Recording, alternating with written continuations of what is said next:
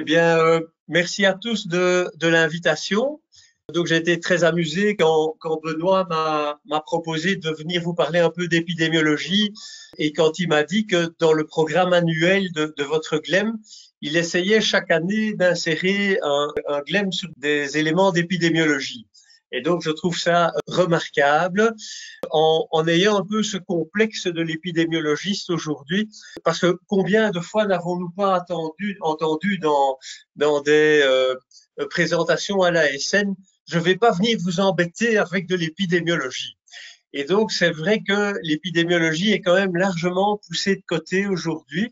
Vous le savez très bien, la Société francophone de néphrologie, dialyse et transplantation n'a plus sa demi-journée sur les registres et l'épidémiologie, et toutes les données d'épidémiologie sont insérées dans les sessions correspondantes.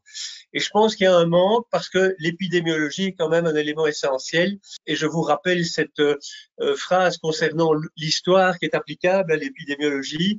C'est que l'histoire est nécessaire pour connaître le passé, bien sûr, mais elle permet de comprendre le présent et d'imaginer le futur. Et en fait, en médecine, c'est la même chose. L'épidémiologie est peut-être et assez souvent et largement une science du passé de la médecine, mais elle permet de savoir où nous en sommes. Et parce que nous sommes des scientifiques et que nous avons des idées, elle nous permet, le cas échéant, d'imaginer le futur. Alors, je rappelle que l'épidémiologie, c'est pas du tout une science unique. C'est une science qui a au moins 3 pôles importants. L'épidémiologie strictement descriptive et celle que nous faisons dans le GNFB en termes d'épidémiologie, elle est largement d'abord descriptive, l'incidence, la prévalence des maladies, des études de survie actuarielle. On peut s'intéresser à d'autres choses, c'est l'épidémiologie analytique, c'est de se dire, tiens, telle variable, par exemple, la survie des patients est peut-être dépendante de tel ou tel item, et nous essayons d'analyser les relations qui existent entre des variables indépendantes et une variable dépendante. Et au-delà de ces deux premiers éléments, le constat, les analyses, nous pouvons intervenir pour modifier des facteurs et c'est alors ce qu'on appelle l'épidémiologie interventionnelle avec, entre autres choses, par exemple, les études cas témoins. Et donc, notre travail depuis des années, il est plutôt dans l'épidémiologie descriptive, mais aussi dans l'épidémiologie analytique. Et ce qu'on va discuter ce soir, c'est le fait qu'au départ de nos données, nous collaborons avec des registres externes qui nous permettent de discuter la relevance de nos données à une échelle plus internationale. Alors, comme vous êtes tous totalement familiers de notre registre parce que vous le manipulez quotidiennement en tant que médecin responsable dans vos centres de l'encodage, je taquine un petit peu. Voici une page type d'encodage de nos données du registre qui sont, comme vous le savez, engrangées dans la base de données gérée au CHU du Tivoli par Jean Marin. Et Jean Marin, au niveau donc local, assure sur base de nos données individuelles d'abord et essentiellement notre rapport épidémiologique annuel. Les données peuvent faire l'objet de données qui ne sont pas strictement épidémiologiques, mais plus interprétatives. Quelles sont les comorbidités de nos patients? Comment d'un centre à l'autre traite-t-on les taux d'hémoglobine? Ce sera alors plutôt la peer review dont je suis plus responsable. Et par ailleurs, j'aime toujours à le rappeler, mais c'est fondamental. Je crois qu'une des grandes caractéristiques de notre groupement, c'est d'avoir toujours voulu travailler avec les infirmières de nos unités de dialyse et que le travail qui est fait au niveau du suivi des accès vasculaires par la peer review nursing est quelque chose de totalement original dans notre démarche et il faut rendre hommage ici à Chantal Saintenoy pour leur part. Alors ça, ce sont nos données utilisées à l'échelle strictement locale et du groupement. Alors à l'échelle nationale, mais nous partageons un certain nombre de nos données. D'abord très localement, mais c'est amusant comme tout parce que ça dure depuis 20 ans.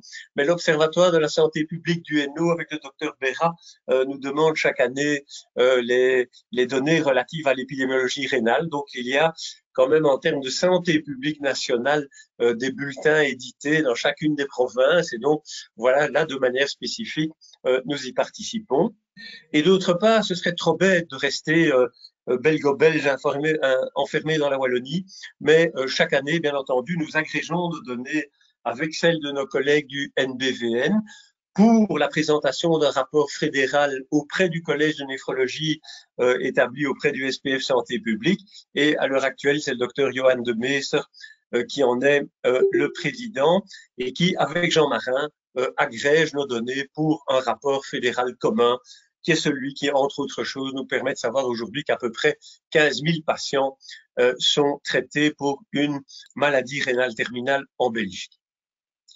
Alors, au-delà de cette utilisation nationale, et c'est peut-être ce qui va nous apporter un peu plus ce soir, c'est de vous rappeler que nos données sont aussi exploitées dans des études épidémiologiques internationales et très largement, bien entendu, au niveau du registre de l'EDTA, puisque de manière systématique, annuelle, nous envoyons la totalité de nos données de manière anonymisée, bien sûr, au registre de l'ERA et DTA, nous y reviendrons, dont la présidente technique est à l'heure actuelle Kitty Jager, avec le professeur Ziad Massi de Paris, qui est donc le président néphrologue du registre de l'EDTA. Alors, là, ce sont des données individuelles anonymisées. Nous envoyons par ailleurs, mais via les DTA, nos données agrégées à l'USRDS. On y revient dans un instant, parce que l'USRDS est le seul à publier cette très intéressante comparaison internationale qui nous permet d'avoir pas mal d'idées comparatives par rapport à l'épidémiologie. Nous collaborons encore avec nos collègues de Reims en France. J'ai toujours absolument adoré cet acronyme du registre français, Réseau épidémiologie et information en néphrologie. Là, quand les Français veulent être forts, ils sont forts, et c'est le plus bel acronyme qui soit, parce que ça donne rien d'une part, et ça parle d'épidémiologie d'autre part, dont la responsable médecin est Cécile Couchou, avec qui, bien entendu, nous travaillons très régulièrement. Nous sommes amenés à échanger de temps en temps des données individuelles anonymisées, j'y reviendrai, parce que nous servons de plateforme de validation externe par rapport au registre RAIN. Et enfin, le registre de dialyse péritonéale de langue française de Christian Verger, nous y collaborons dans le cadre d'un échange de données individuelles, dont notre but essentiel est de vérifier par échange l'exhaustivité des données respectives que nous avons. Donc voilà tout le travail qui est fait au départ de ces simples fiches que chacun remplit chaque année, et ça va quand même faire bientôt 30 ans, hein, donc c'est quand même un machin qui marche. On pourrait faire beaucoup plus à l'échelle locale que ce qu'on fait, mais nous manquons évidemment de moyens à la fois financiers et en personne. Mais je pense que toute notre démarche se justifie déjà rien que par la participation aux travaux du registre de l'EDTA. Et donc, une petite figure intéressante sur la manière de fonctionner du registre de l'EDTA aujourd'hui, qui reçoit à la fois des données individuelles de certains registres nationaux et régionaux, et d'autre part des données agrégées. Et vous voyez tous les pays en beige qui envoient les données agrégées, en rouge les données individuelles. Et donc, ça fait quand même un paquet d'une trentaine de registres, hein. Donc ça fait beaucoup de choses, tant à l'échelle locale que régionale. L'Italie est un pays très hétérogène avec toute une série de registres régionaux. Et bien entendu, et vous le voyez, ce qui nous manque dramatiquement, ce sont les données allemandes. Depuis extrêmement longtemps, il y a une forme d'opposition entre le registre allemand et les autres registres.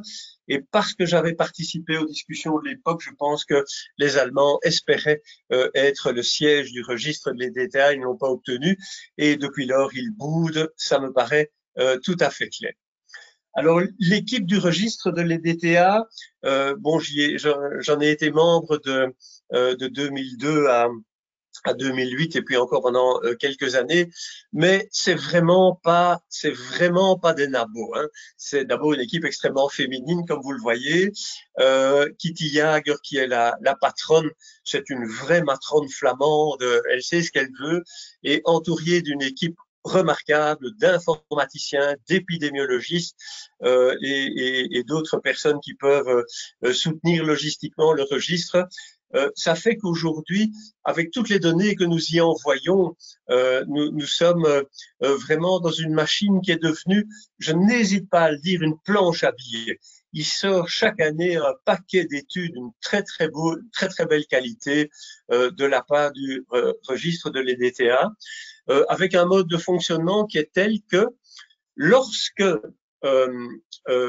des données pour une étude de l'EDTA sont exploitées avec utilisation de vos données régionales et nationales, d'abord, chaque fois, vous devez donner l'autorisation, bien sûr, mais vous serez systématiquement désigné comme co-auteur. Donc, nous avons évidemment un paquet de données signées comme Belgique francophone grâce à cette convention d'écriture tout à fait utile.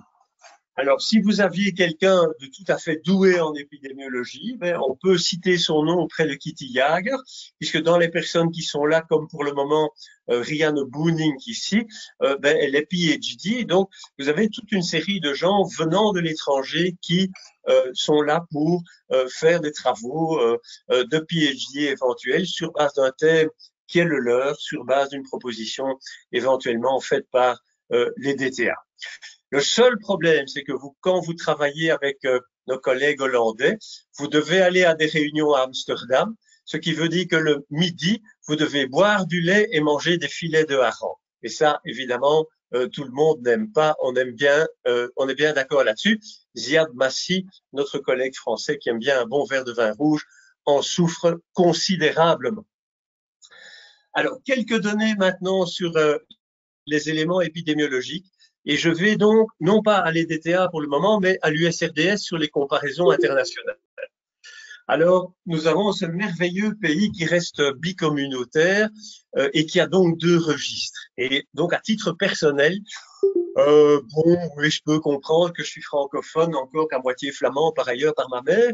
Donc, j'ai un peu difficile avec ces 2 registres qui sont affichés les uns à côté des autres. Enfin, c'est à la fois la charme et la bêtise de la Belgique. C'est comme ça.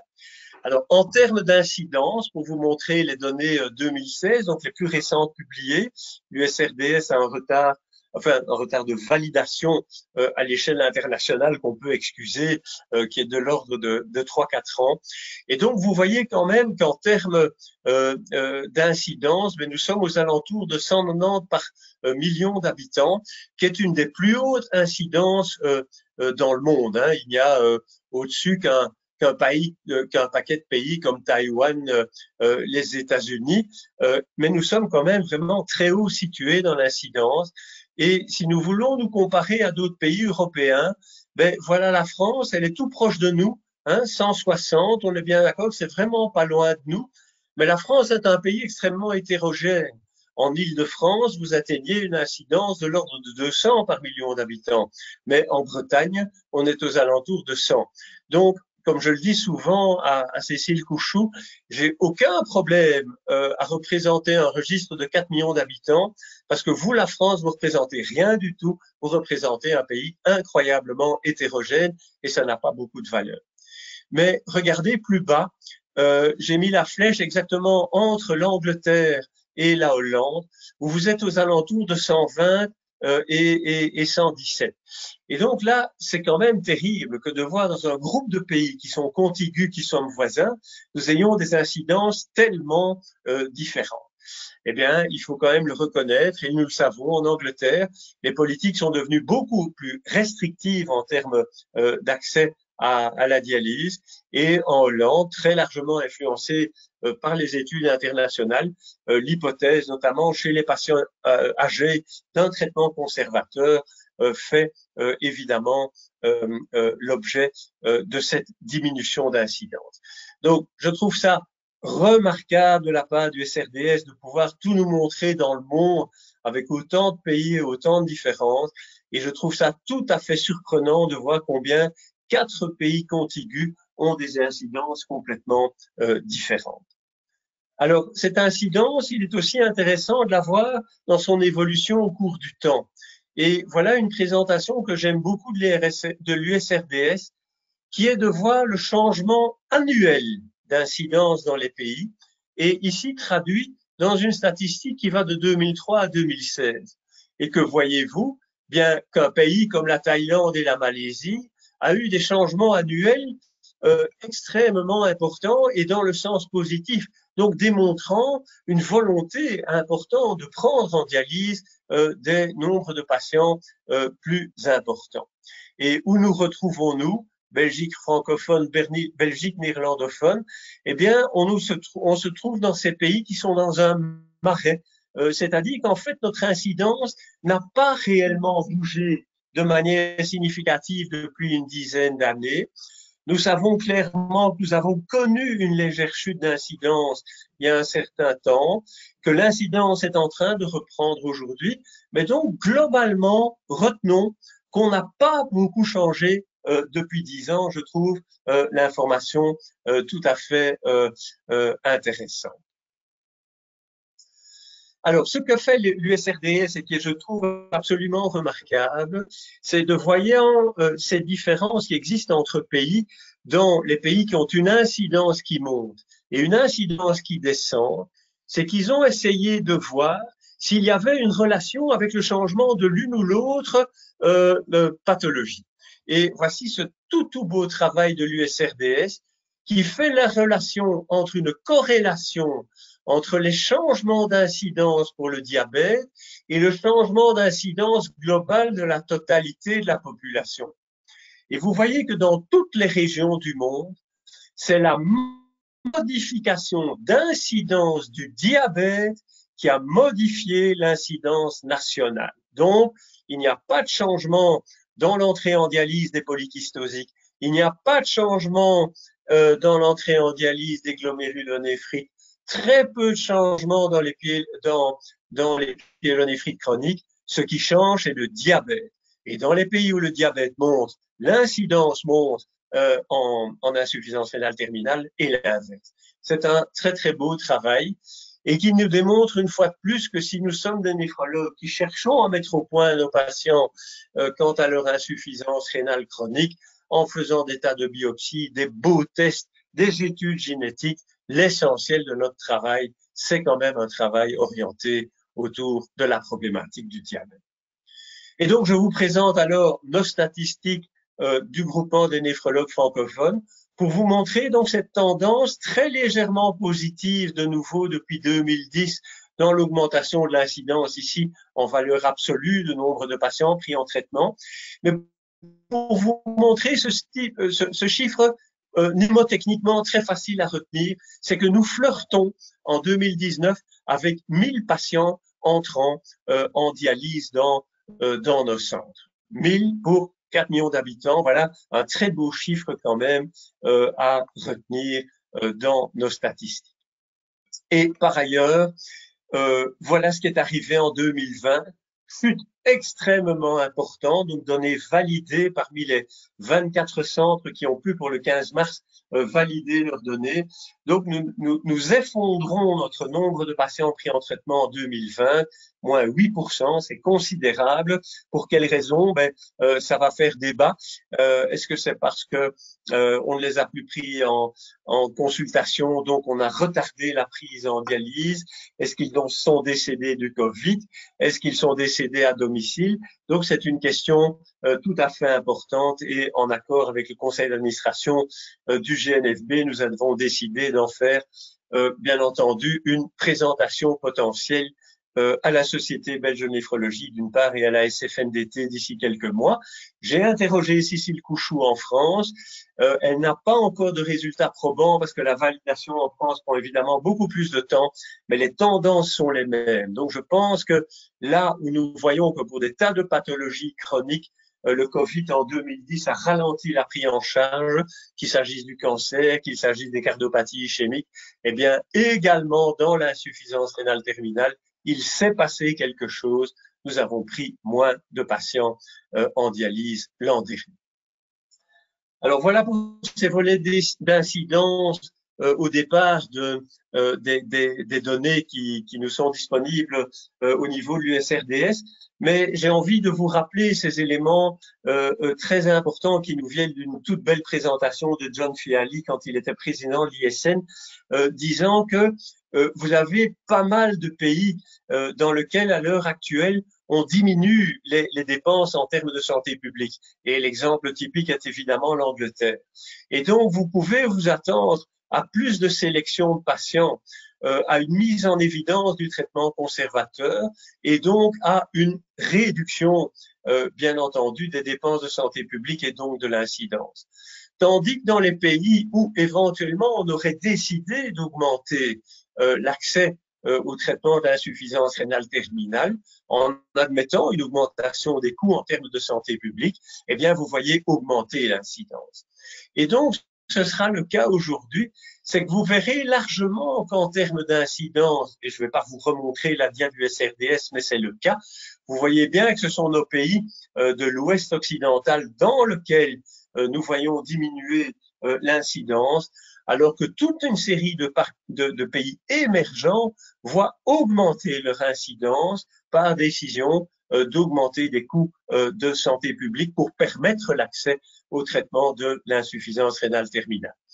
Et j'en fais une toute petite parenthèse, mais vous savez peut-être que nos collègues français, enfin que la France, en termes d'aide aux pays en voie de développement, a décidé de développer des centres de dialyse dans ces anciennes colonies et que vous avez aujourd'hui l'ouverture d'un paquet de centres de dialyse au Cameroun, au Sénégal et autres, témoins donc d'une volonté évidemment d'aide en termes de développement, mais donc de dépenser bien entendu de l'argent pour permettre des soins de l'insuffisance rénale terminale également en Afrique. Donc la lecture de l'incidence est difficile à cause de ça. Alors la lecture de l'incidence peut être difficile aussi parce que vous contrôlez beaucoup mieux une épidémie. Ah oui, bien entendu, quelque chose qui est quasi en train de disparaître, c'est la néphropathie aux analgésiques, qui a fait toute notre jeunesse comme néphrologue, de Martine Marchal à Jean Marin ou moi-même, bien entendu. Et donc, puisqu'il n'y a plus de néphropathie aux analgésiques, bien entendu que l'incidence diminue, c'est tout à fait légitime. Sujet remarquablement étudié par nos collègues de l'EDTA, mais nos collègues cardiologues que nous savons aimer, mais nos collègues cardiologues font quand même quelque chose de très bien, c'est qu'ils ont largement réduit la mortalité cardiovasculaire, tant dans le domaine de la cardiopathie ischémique que de la cardiopathie congestive. Et donc, nous voyons de plus en plus de vieux patients insuffisants cardiaques plus ou moins stabilisés, en plus ou moins bon état général, mais avec de très mauvaises artères rénales.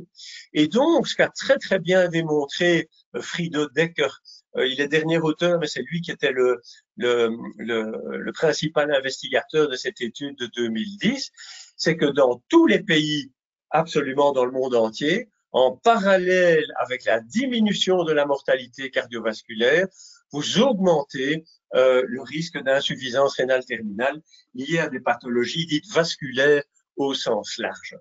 Et donc ici, je reviens encore sur ce beau sujet. Quand on a de jeunes internistes en stage qui viennent en néphrologie, combien sont-ils heureux de pouvoir mettre au point une protéinurie d'origine bizarre chez quelqu'un dont on ne sait pas quelle est la néphropathie. Mais l'essentiel de notre travail, c'est le diabète et les complications vasculaires au sens large. Cette diapositive-ci est fondamentale. Alors, le diabète nous cause un tout autre problème, bien sûr. Donc, je vous l'ai dit, dans certains pays, il augmente, dans d'autres, le cas échéant, il diminue. Mais très, très bel article datant de 2012 dans Diabetes Care qui pose réellement la question de savoir. Mais nous savons que la prévalence du diabète dans la population générale est en train d'augmenter. Nous parlons essentiellement des États-Unis.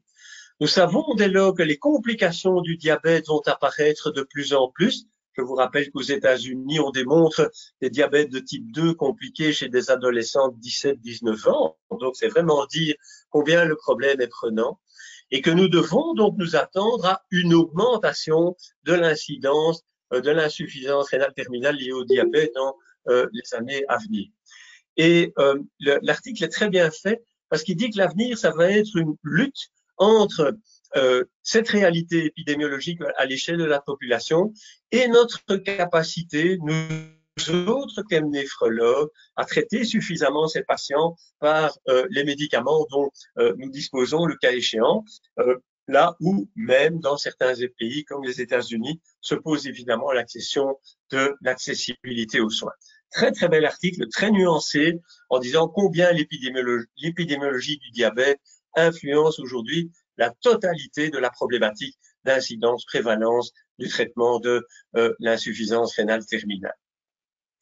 Et quelque chose dans une publication qui m'avait tout à fait surpris, parce que c'est un article co-signé par Barry Brenner et Valérie Leux de Gand, qui était de dire mais quelque chose qui, en termes de médecine, a évolué d'une manière incroyable, c'est le traitement de la prématurité. Et donc la capacité à faire vivre des bébés très prématurés, et en rappelant qu'en fait une des dernières organogénèses à se terminer dans le développement du fœtus, c'est l'organogénèse rénale. Elle n'est conclue, je vous le rappelle, que vers la 34e, 36e semaine. Donc, quand on sort des petits machins de 24 semaines et de même pas 1 kilo, eh bien, on a évidemment des reins qui ne sont pas matures. Et tous les travaux expérimentaux chez l'animal, comme déjà les biopsies faites chez des enfants prématurés, démontrent combien nous sommes face à un problème de réduction de la masse néphronique chez ces enfants prématurés. Et tout le travail de Barry Brenner et de Valérie Leux à l'époque était d'attirer l'attention sur le fait que par rapport à cette amélioration cette réduction de la mortalité des bébés prématurés, nous pourrions avoir un nombre non négligeable d'enfants, de jeunes adultes qui soient pris en insuffisance rénale terminale suite à une réduction de la masse néphronique. Et donc, en termes d'incidence, j'ai tout résumé sur cette dia, on sait plus ce qu'on doit dire. Parce que ça peut aller vraiment dans tous les sens aujourd'hui. Et donc, je pense qu'on a été très heureux au début des années 2000 de voir un petit peu diminuer l'incidence dans nos pays en se disant chouette, on a gagné quelque chose. Mais est-ce que ça va perdurer? Eh bien, aujourd'hui, je ne le crois pas. Je ne le crois plus. Je peux dire que je suis quelqu'un qui a pensé, un peu comme nos collègues hollandais, que nos traitements permettaient enfin de stabiliser réellement l'évolution vers l'insuffisance rénale terminale, qu'il fallait plus trop s'en occuper. Eh bien non, pas du tout. Je pense pas que le combat soit véritablement gagné et l'incidence dans le futur, je peux rien dire. Donc ne demandez pas à vos gestionnaires hospitaliers de réduire le nombre de lits de dialyse. Je ne pense pas que ce soit une attitude légitime. Alors, évoluons donc dans l'évaluation des résultats. Et donc, je vous avais parlé de nos collaborations avec le registre Rhin. Et donc, voici une toute première étude à laquelle nous avons participé, qui sont ces modèles qu'a développé Cécile Couchou de prédiction du risque de mortalité des patients à l'entrée en dialyse. Et elle a fait un travail absolument remarquable, et je vous prends sa première publication datant de 2009 dans NDT, mais qui a été suivie d'un superbe travail dans Kidney International en 2015 sur le même thème, où elle a donc repris des données du registre Rhin, en partant de l'hypothèse qu'un certain nombre de variables préétablies pourraient prédire la survie des patients de plus de 75 ans, et ont été déclarés statistiquement significatifs toute une série de facteurs comme un BMI inférieur à 18,5, ben bien sûr la cachexie, le diabète, rien d'étonnant, la défaillance cardiaque non plus, l'artérite stase 3-4, sans doute pas tellement étonnant. Les arythmies cardiaques sont sorties comme vraiment très statistiquement significatives. Les néoplasies actives, ça ne nous surprend pas. Mais également, alors, les troubles du comportement et la dépendance. La dépendance étant, par exemple, simplement l'hémiplégie qui vous force à être véhiculé dans une charrette. Et enfin, le début non planifié de la dialyse. Alors, ces équations ont encore été affinées.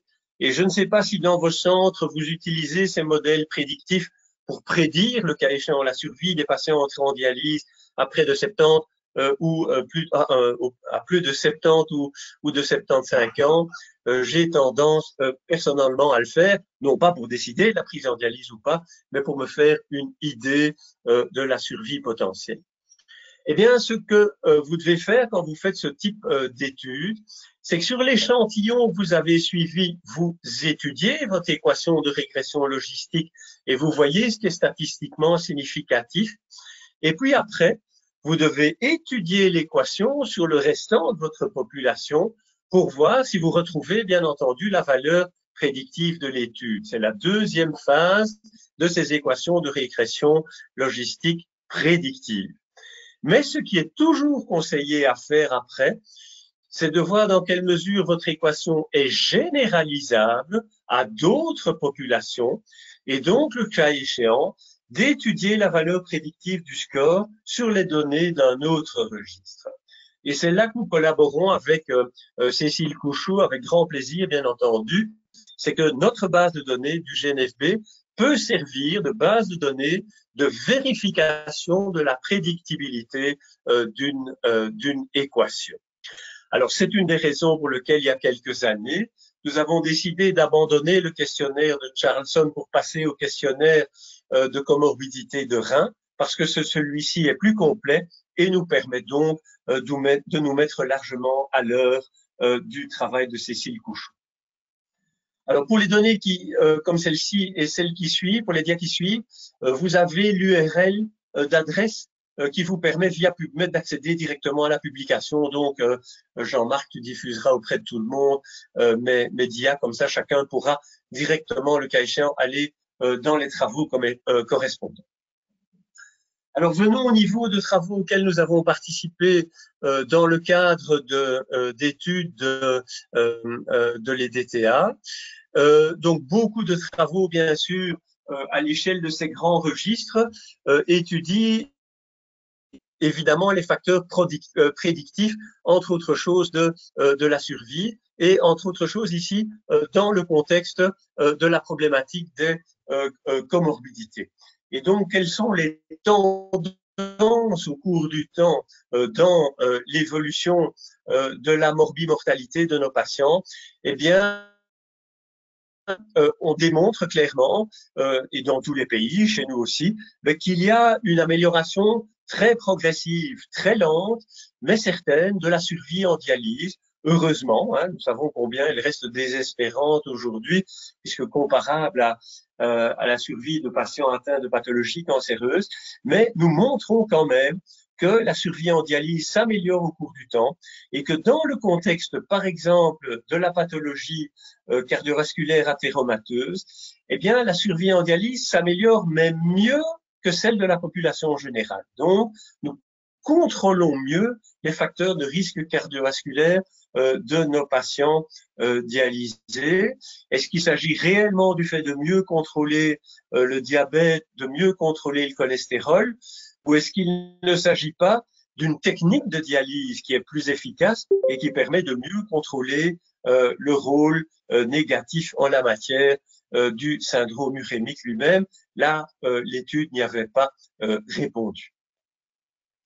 Alors, deuxième étude intéressante et assez récente, puisqu'elle date de cette année. Donc, c'est l'étude, cette fois-ci, de l'effet des comorbidités sur la population. Et nous savons en effet par un certain nombre d'études que l'effet des comorbidités dans la population générale est peut-être, excusez-moi, c'est mon Covid, est peut-être légèrement en train de diminuer au cours du temps. Et donc, la question était tout à fait pertinente de la part de Jacob Elv, qui est, je pense, un collègue suédois qui est venu faire une étude au niveau de l'EDTA.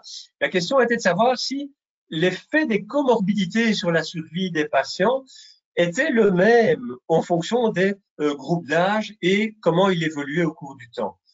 Et donc, voilà une simple étude qui a simplement coté les comorbidités de nos patients sans du tous s'intéresser au type de comorbidité, mais de voir quel était leur effet sur la survie et donc sur le risque de décès au cours du temps.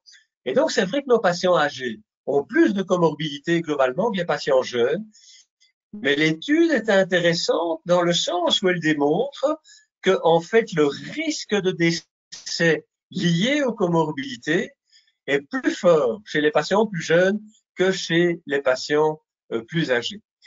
Et donc, dans toute cette discussion quant à savoir, sapristi, est-ce que ça vaut la peine de prendre un vieux patient en dialyse qui a plein de comorbidités?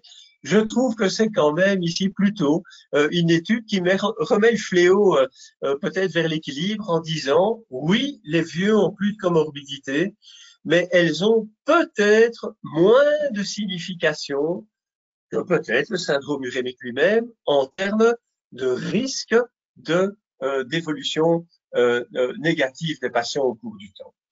Là, Cécile Couchou réagit tout de suite en disant oui, mais il y a mes équations qui disent que, et puis il y en a d'autres qui disent écoute, Cécile, les équations, elles ont déjà 10 ans. Et donc, il sera sans doute important que les équations de Rhin soient réévaluées. Nous savons combien les guidelines et les recommandations doivent être revues de manière régulière, mais en effet, également nos études de corrélation et nos modèles de cause. Alors, qu'en est-il de la Covid-19 dans cette histoire-là? Et là, j'ai quand même envie d'avoir une petite fierté belgo-belge et surtout le moment de remercier ceux qui parmi vous ont participé à cette étude parce que on a fait quelque chose de remarquable. Donc Kitty Jager, qui est vraiment pas né de la dernière pluie, hein, s'est dit, mais au fond, on a de magnifiques registres régionaux et nationaux. On démarre ici une affreuse épidémie du Covid. Essayons de faire très vite des statistiques intéressantes, notamment sur la problématique de la morbimortalité. Pardon.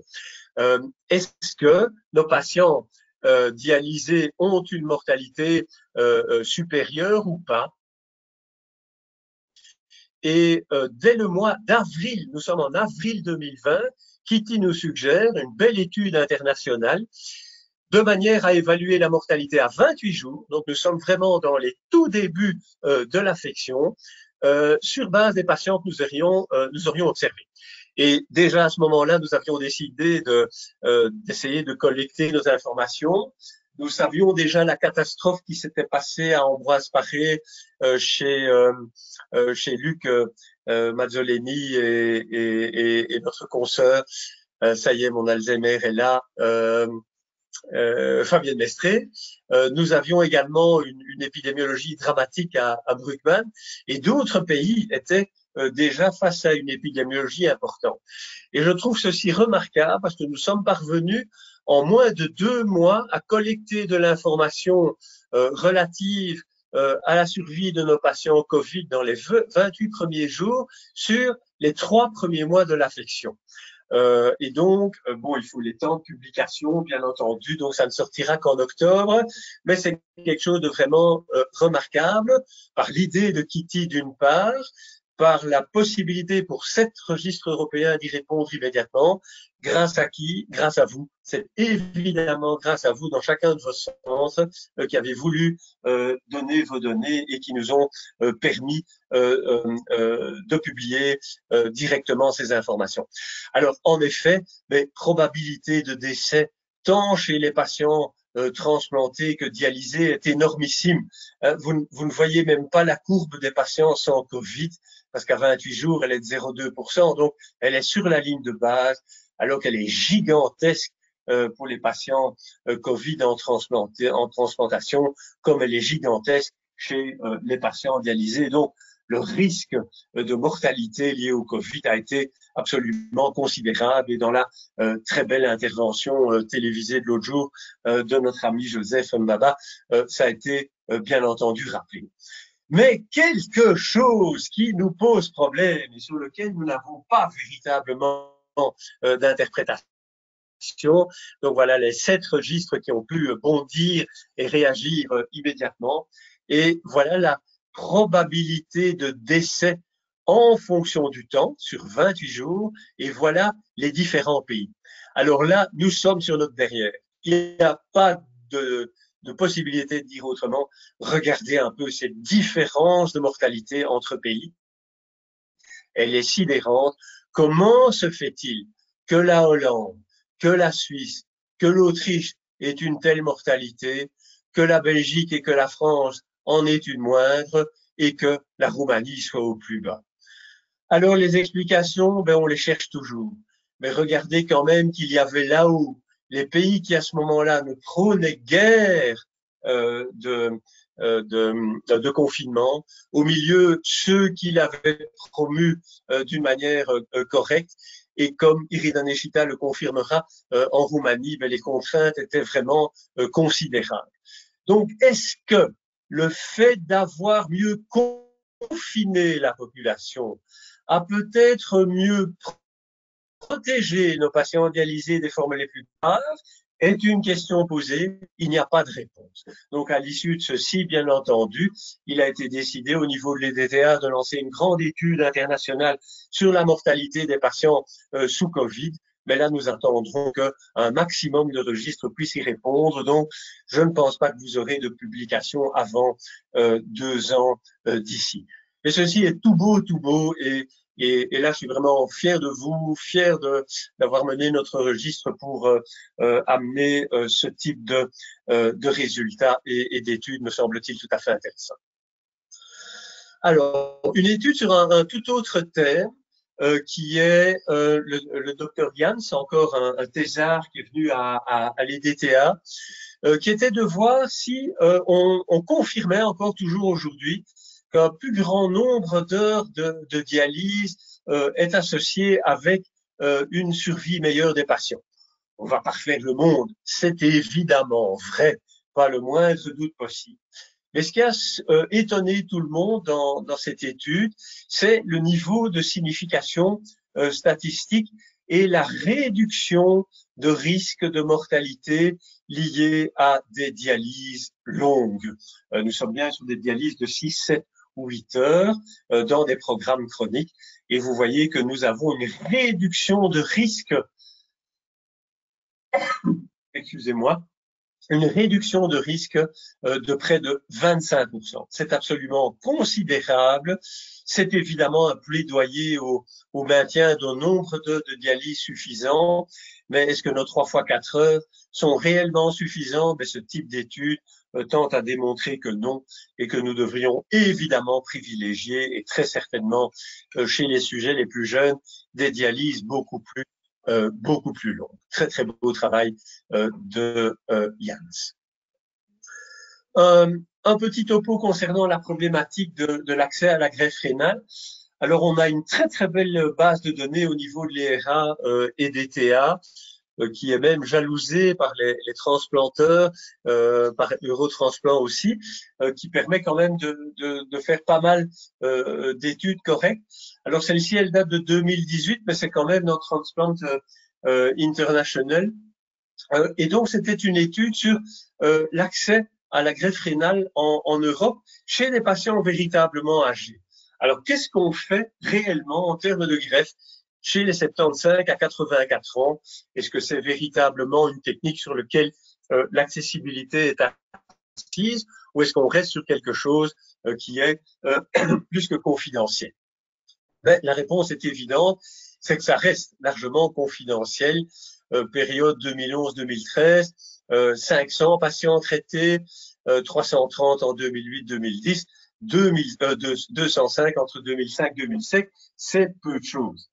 Mais quand on regarde le groupe proposé, les 75 à 84 ans, et qu'on regarde l'âge de la transplantation de ce groupe, vous voyez que sur cette longue période de temps, il n'a pas bougé, et qu'il est en fait de 76 ans. Donc complètement asymétrique et déporté vers les valeurs basses, voulant dire avec un intervalle, un interquartile quartile ratio de 75-78, que l'accessibilité à la dialyse des gens de plus de 80 ans reste évidemment largement un leurre.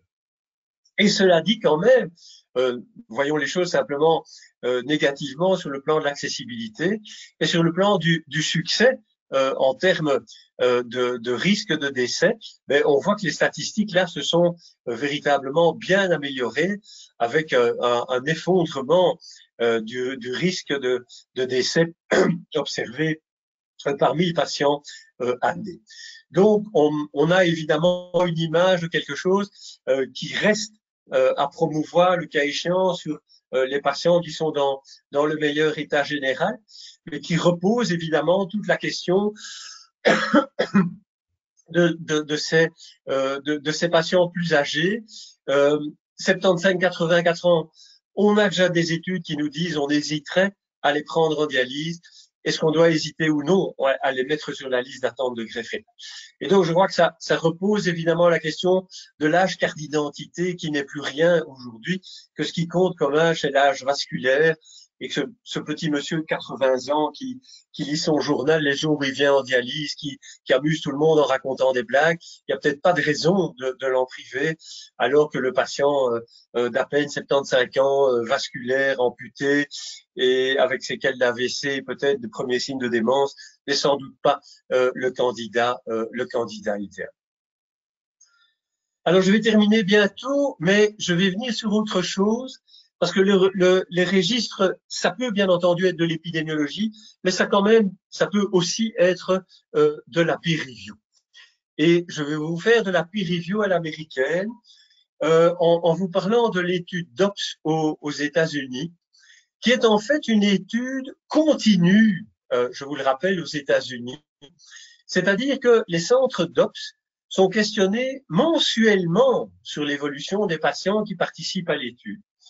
Alors, c'est rendu possible par des technologies informatiques et, entre autres choses, par exemple, quant à la mesure du taux d'hémoglobine des patients en dialyse qui participent à l'étude DOPS, eh bien, aux États-Unis, où les histoires de vie privée en termes de santé publique n'ont aucune importance, mais les automates de labo qui dosent l'hémoglobine sont directement branchés avec la base de données DOPS. Hein, j'exagère à peine. Et donc, ça veut dire que vous pouvez véritablement, pour les études DOPS USA, avoir un follow-up, regardez ici, en abscisse, mensuel de l'évolution des données. C'est absolument remarquable. Nous parvenons, nous autres, à faire une fois par an une étude annuelle en Belgique francophone et on en est très fiers. Alors, je vous montre cette histoire concernant l'hémoglobine parce que je la trouve à la fois révélatrice et amusante. Et donc, regardez un peu la stabilité du taux d'hémoglobine médian dans les centres de dialyse américains participant à l'étude DOPS. On est pile sur 11,5, hein, les amis, c'est extraordinaire. Et ça ne bouge pas d'un iota. Et puis, nous arrivons en juin 2011 et patatras, alors la courbe n'est pas très parlante, mais nous passons réellement en 2 mois de 11,5 à 11. Hein, la courbe ne montre rien, mais attendez, c'est des valeurs médianes. Donc, qu'est-ce que ça représente? Ça représente une chute absolument considérable. En 2 mois, les taux d'hémoglobine, dans l'étude DOPS américaine, boum, s'effondrent d'un demi-point. Qu'est-ce qui se passe aux États-Unis à ce moment-là? C'est l'introduction du remboursement forfaitaire des coûts du matériel et des médicaments donnés en dialyse. Eh bien, chers amis, ça nous attend en Belgique. Nous l'avons déjà pour les patients hospitalisés quant aux médicaments. Mais donc, voilà qu'aux États-Unis, tout d'un coup, on a introduit le remboursement forfaitaire. Ah oui, bien sûr, l'érythropoïétine devient un médicament qui est dans le forfait et qu'on ne peut plus comptabiliser. Alors, dans un pays où tous les médecins sont des indépendants, où la pression exercée sur eux par leurs gestionnaires est énorme, quand il ne s'agit pas des sociétés d'assurance pour lesquelles ils travaillent, c'est fantastique. Mais ils ont réagi en 2 mois. Moi, je trouve ça absolument sidérant. Et donc, en termes d'évaluation de la qualité des soins, mais ça nous permet de poser des tas de questions en relation avec les éléments économiques. Et donc, DOPS-USA, qui est un magnifique registre continu d'informations, permet véritablement de faire une peer review absolument remarquable. Alors, je termine ici en vous disant que Moderne épidémiologie de Kenneth Troutman dans l'édition Saunders de 2012 n'est pas mon livre de chevet, mais qu'il est quand même un livre de référence que j'utilise de temps en temps, et que ceux qui croient que l'épidémiologie est obligatoirement liée à une science rébarbative qui s'appelle les statistiques se trompent. Et il existe un bouquin absolument extraordinaire que je vous conseille, de Larry Gonick, un Américain avec un dessinateur, Art Huffman, qui vous met les statistiques en BD, et ça vous permet de comprendre ce que c'est qu'une déviation standard et toute une série de tests. Donc, je crains que nos UNIF aient toujours choisi les profs de stats comme étant les plus rébarbatifs possibles, pour je ne sais quelle raison, et qui fait qu'on n'a jamais rien compris aux stats, alors qu'en fait, c'est bien plus facile qu'on le croit. Je vous remercie pour votre attention.